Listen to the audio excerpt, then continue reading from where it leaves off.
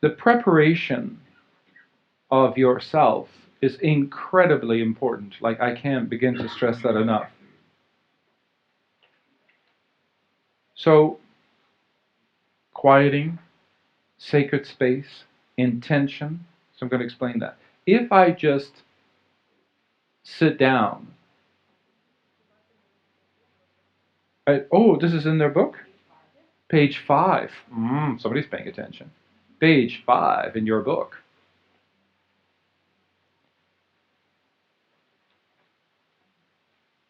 The majority of people, when they have a room in their house or they come here, they just, you just plot yourself down and I'm going to meditate.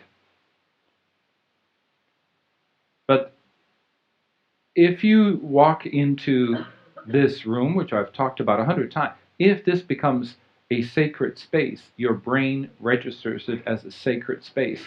You are moving out of gray matter and you're moving into another part of your brain. So when you meditate and you're in gray matter and you're sitting down and you're going, oh, I'm just going to go meditate right now, you're still in gray matter. So when you meditate, if you were in front of the Dalai Lama or Gandhi or Buddha or Jesus, what would happen to you? Would you just all of a sudden go, oh, wow? Like, would there be a shift within your presence? The answer is yes. So when you sit down in meditation, you must create that change chemically. If you don't change that shift energetically, consciously, chemically, you are going to spend way too much time trying to get out of your mind. If you're not having a holy experience before you sit down, if you haven't placed your mind in a holy experience, you've created so much trouble for yourself.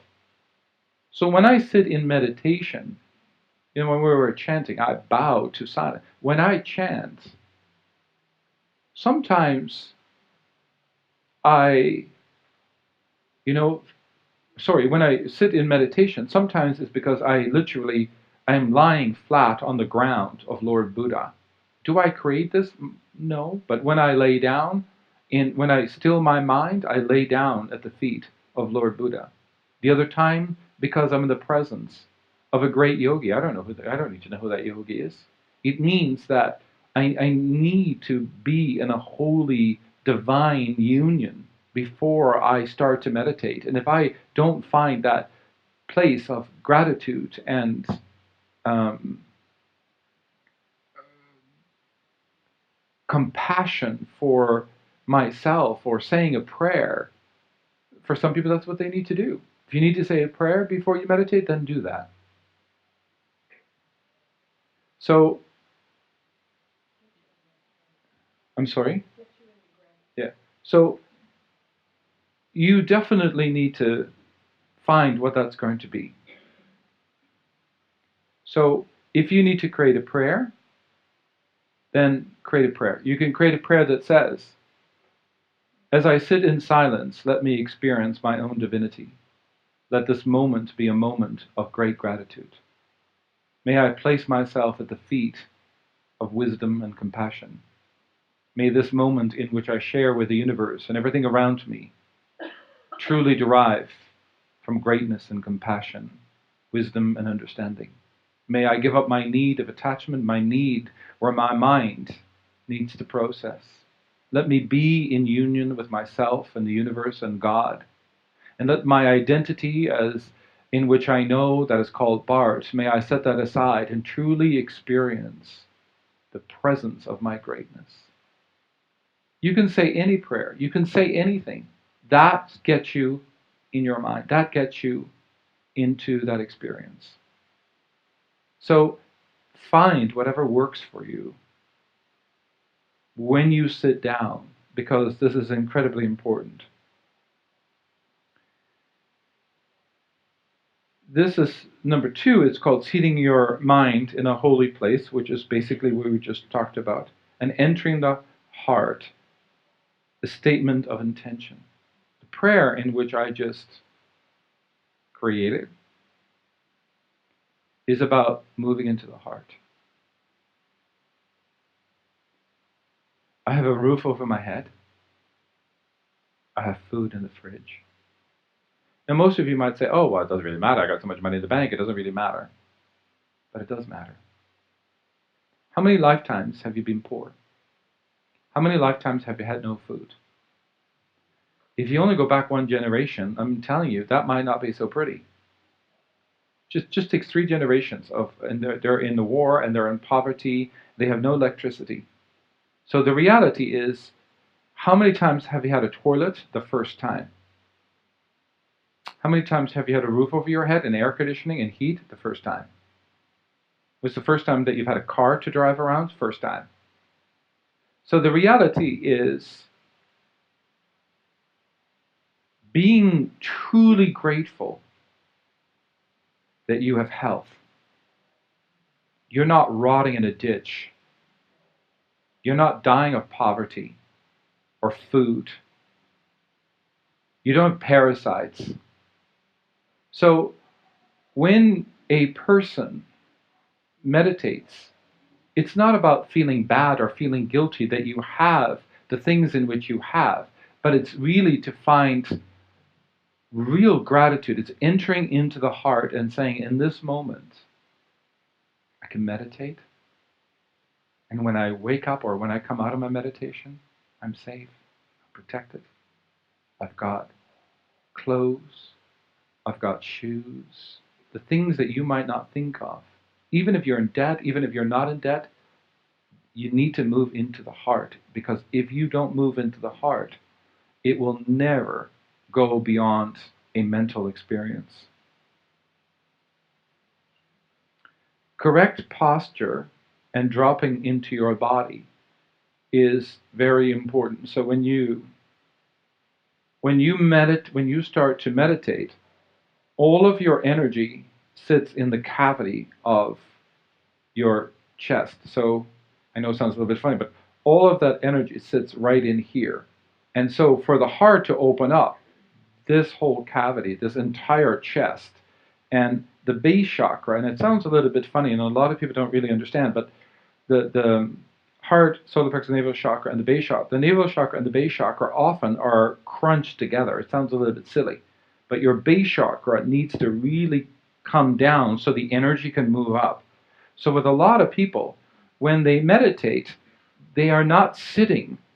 So if my legs were down, and it doesn't really matter, I need to make sure that I'm sitting on my skeleton. So this is my hip. If I'm sitting on all the muscles in my back, I could never attain a proper meditation.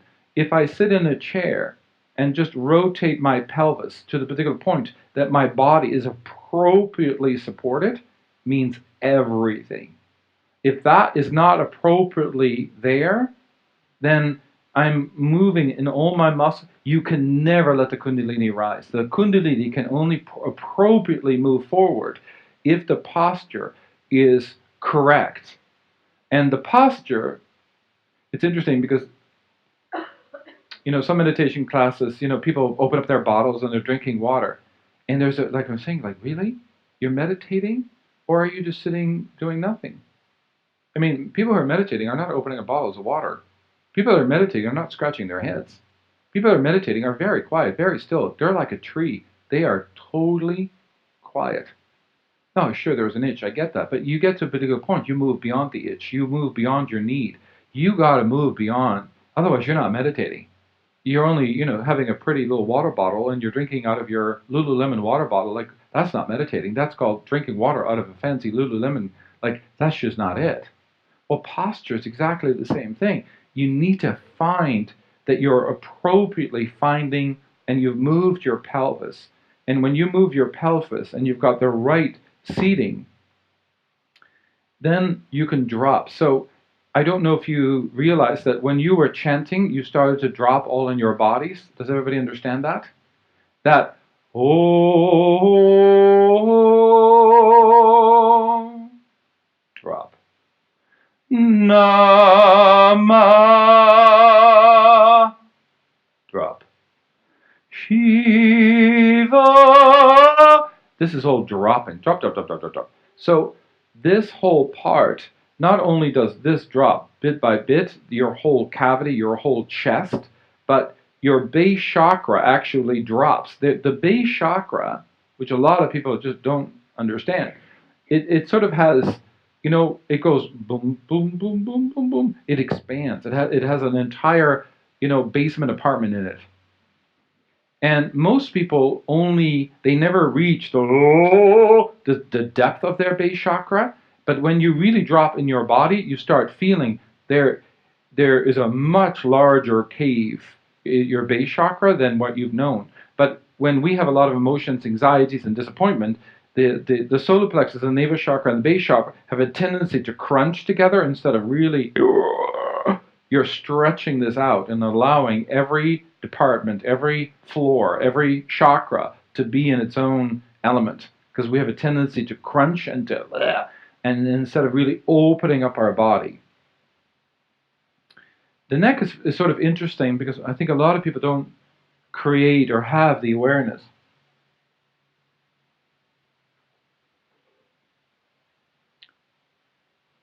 Science is constantly talking about where does consciousness into.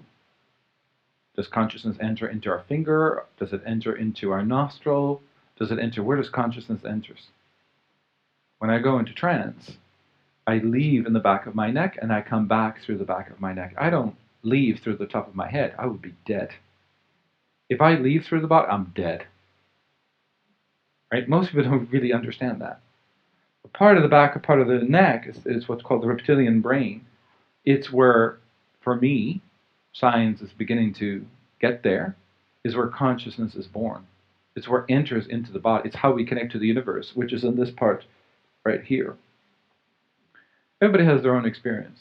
For me, this is where this actually enters. This is a very delicate spot. If your atlas is off, it really messes with you. So when the Kundalini starts to really, really, really, it's an interesting story. I went to get my atlas fixed.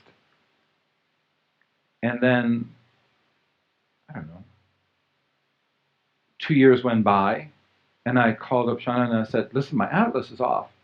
She said, well, it's not, like, I don't hear that. It's not normal. I said, well, it's okay. I'm not a normal person. But so I go there, and she corrects my atlas, and I start going through massive changes. And as the Kundalini moves its way up, my atlas is completely out again. This is not normal, but this is what happens. So I called her up again. I said, you won't believe this. And she starts to laugh. She says, well, I'm starting to believe it now. So I go back, and she corrects my atlas again the second time. And then I start going through this, amazing experience. And my atlas gets out again. Except the night before, I got so drunk that when I woke up, I was still drunk, which is not good. And so Pascal takes me, and she goes, oh, you're so supple today. I go, well, I'm still drunk, let me tell you. I was really like, oh my God, right? I said, oh, let me do my, and she's like doing her work. And all of a sudden, the atlas moved into place. And so what I learned, my body needed to be in alignment for the rest of it all to move. So if your atlas is out, go and see her. But this whole part is incredibly significant. So what happens to a lot of people is when they meditate, the collapsing of your neck starts to happen. This crunching starts to happen. This crunching is because you're moving into consciousness and your body is shutting yourself down. So this whole little crunching thing stops the movement of that energy. So for me, is that I always imagine that there is a thread that goes with with a weight at the bottom, like a plumb line, and that I move this up just slightly. So I just elongate this, and I tilt my chin just a little bit. What was happening today in meditation, there was so much energy in the room that what happens to me is that I go down, because the energy is so wonderful that the Kundalini starts opening up my back, and it's really difficult for me to keep myself erect any longer, and my body starts taking, like the body takes over itself, and I can literally be at the point that I'm so far down, and I can feel the boom, boom, boom, boom, boom, boom, boom, boom, boom, and all the vertebrae, and everything starts to open it up. And then I let the Kundalini correct my posture again, when it needs to be.